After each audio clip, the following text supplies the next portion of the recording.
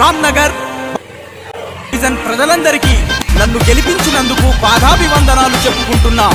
రవిచారన్నకు ప్రేమతో ఈ పాట అందిస్తున్నాం.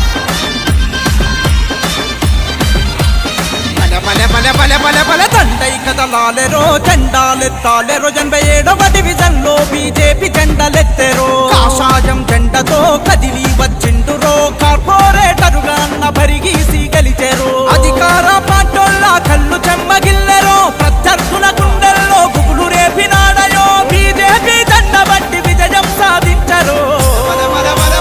దండై కదలాలెరో జెండాలెత్తాలెరో 87వ డివిజన్లో బీజేపీ జెండలెత్తరో.